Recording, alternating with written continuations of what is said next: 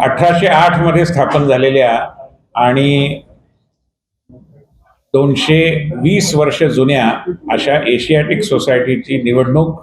जी कायद्यानुसार 27 सप्टेंबरला व्हायला हवी होती,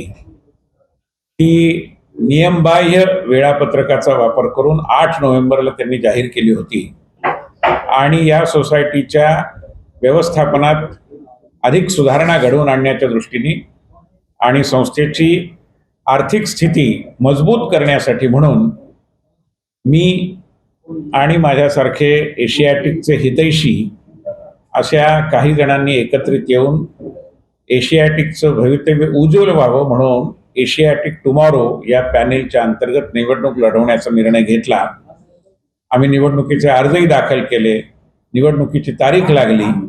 परंतु मधल्या काळात एक प्रकारच्या खोगीर भरतीचा वापर करून एका राजकीय पक्षाच्या सहकार्याने काही शेकडा सदस्यांना म्हणजे नागरिकांना एशियाटिकचं सदस्यत्व बहाल केलं गेलं. ज्याचे पुरावे आमच्याकडे आहेत की राजकीय पक्षाच्या कार्यालयातून हे सगळं घडवून आणलं गेलं. त्यानंतर हे प्रकरण चॅरिटी कमिशनरकडे गेलं, परंतु चॅरिटी कमिशनरच्या एका विशिष्ट कायदेशीर कलमाचा आधार घेऊन सुप्रीम कोर्टाने त्यांच्या हस्तक्षेपाला मनाई केली, पण निवडणुका वेळेवर घ्या असाही आदेश दिला. दुर्दैवाने मतदार याद्यांमध्ये आणखी खोगीर भरती होण्यासाठी वाव मिळावा या हेतूने मी असा आरोप करतो की एशियाटिक सोसायटीने ही निवडणूक प्रदीर्घ काळ लांबवली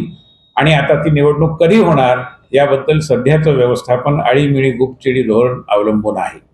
त्यामुळे एशियाटिकची आर्थिक तब्येत अधिक खालावत आहे,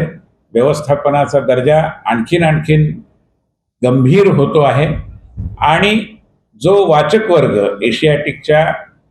उज्ज्वल भवितव्यासाठी उत्सुक आहे त्यांची देखील घोर निराशा झाली आहे. त्यामुळे आमची मागणी आहे की कोर्टाच्या आदेशाची अंमलबजावणी करून एशियाटिक सोसायटीने नवीन कार्यकारिणीसाठीची जी निवडणूक आहे ती तातडीने हाती घ्यावी. 3 ऑक्टोबर नंतर ज्यांची नावं मतदार यादीत अवैधरित्या घुसवण्यात आली किंवा ज्यांना सदस्यत्व बहाल केलं गेलं त्यांना मतदानापासून परावृत्त केलं जावं, त्यांना मतदानाचा अधिकार मिळू नये. कोणत्याही सोसायटीमध्ये जगामध्ये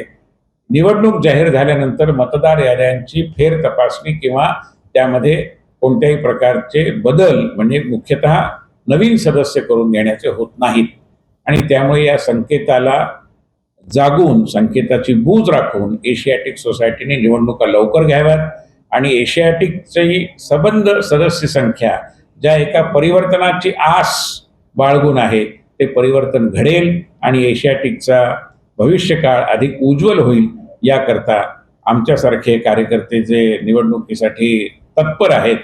त्यांना जनादेश मिळवण्यासाठी संधी द्यावी.